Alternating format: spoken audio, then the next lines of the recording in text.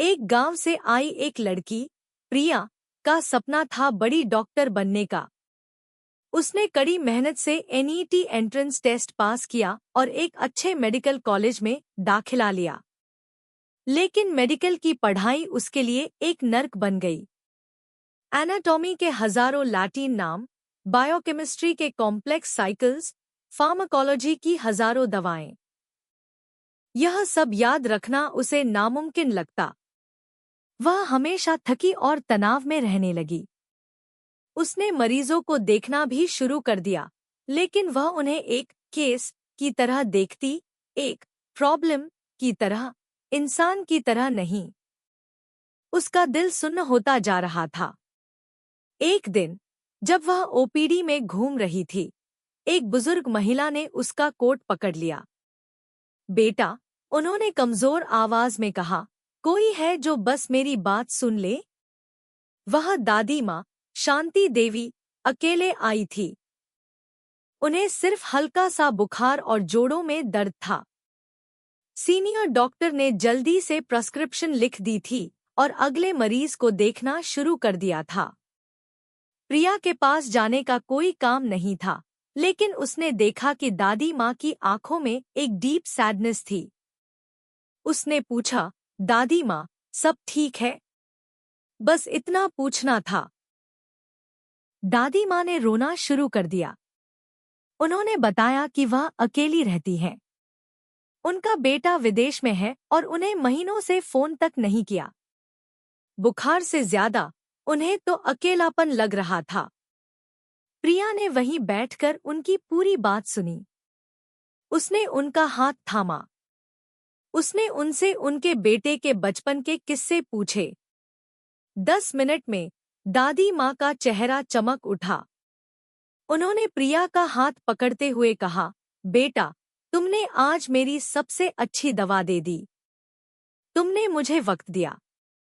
जब दादी माँ जाने लगी, तो उन्होंने मुस्कुराते हुए कहा, तुम बहुत अच्छी डॉक्टर बनोगे। यह सुनकर प्रिया की आंखों में आंसू आ गए। उस दिन उसे एहसास हुआ कि डॉक्टरी सिर्फ डिजीजेस का इलाज करने के बारे में नहीं है। यह दर्द का इलाज करने के बारे में है। और कभी-कभी दर्द शरीर में नहीं, दिल में होता है।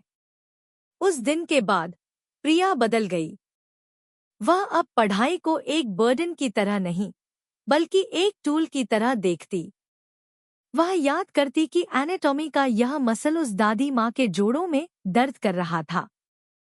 फार्माकोलॉजी की यह दवा उनके बुखार को उतारने के काम आएगी। उसने पढ़ाई में इंटरेस्ट लेना शुरू कर दिया। वह ओपीडी में जाकर मरीजों से बात करती, सिर्फ उनकी बात सुनती।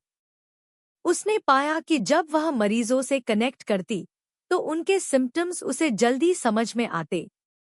वह आज एक सक्सेसफुल डॉक्टर है और उसके कैबिन की वॉल पर एक फोटो लगी है उस दादी माँ की, जिसने उसे सिखाया कि एक असली डॉक्टर की सबसे इम्पोर्टेंट दवा दया और समय होती है। Moral of the story. Dear medical students, पढ़ाई का प्रेशर, बुक्स का बोझ और थकान आपको भावनाहीन बना सकती है। आप सोचने लगते हैं कि आप सब कुछ भूल रहे हैं। लेकिन याद रखो, आप जो पढ़ रहे हो, वो सिर्फ एक डिजीज का नाम या एक ड्रग का फॉर्मूला नहीं है। वो एक इंसान की परेशानी का हल है। कभी-कभी एक स्टेथोस्कोप से ज्यादा जरूरी एक सपोर्टिव हाथ होता है। एक एमआरआई रिपोर्ट से ज्यादा जरूरी एक अंडरस्टैंडिंग आवाज होती है। एक ऑपरेशन थिएटर से ज्यादा जरूरी एक दयालु दिल होता है। आप एक हीलर बन रहे हैं, सिर्फ एक डॉक्टर नहीं।